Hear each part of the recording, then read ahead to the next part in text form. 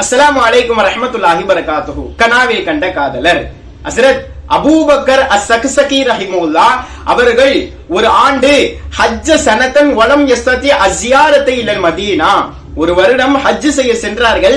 ஹஜ்ஜிலே செய்ய வேண்டிய எல்லா விஷயங்களையும் செய்தார்கள் மக்காவிலே. ஆனால் மதீனாவிற்கு செல்ல அவர்கள் சக்தி பெறவில்லை. மதீனா ஜியாரத்துக்கு போவாமலேயே அவர்கள் ஊருக்கு திரும்பி வந்து விட்டார்கள்.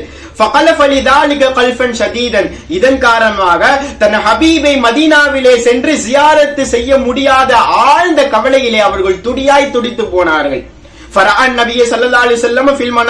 பெருமானார் ஸல்லல்லாஹு அலைஹி வஸல்லம் அவர்கள் கனவிலே காட்சி தருகிறார்கள். கனவிலே காணும் பாக்கியத்தை அவர்கள் பெற்றுவிட்டார்கள். அப்பொழுது அவர்களை பார்த்து பெருமானார் கேட்டார்கள், யா அபூபக்கர் லிமலம் தஸுர்னா கமா ஸுர்னாக, அபூபக்கரே, நாம் உங்களை ஜியாரத்து செய்தது போல் சந்தித்ததை போல் ஏன் நீங்கள் மதீனாவிற்கு வந்து எங்களை ஜியாரத்து செய்யவில்லை என்பதாக பெருமானார் கேட்டார்கள். அதற்கு அபூபக்கர் ரஹிமஹுல்லாஹ் அவர்கள் சொல்லுகிறார்கள், பிகரமிக யா ரசூலல்லாஹ் ஃபஅல்து ஸாலிக லி, அல்லாஹ்வின் தூதரே, உங்களுடைய கண்ணியத்தால் உங்களுடைய கருணையினால் நான் அப்படி செய்துவிட்டேன் நாயகமே.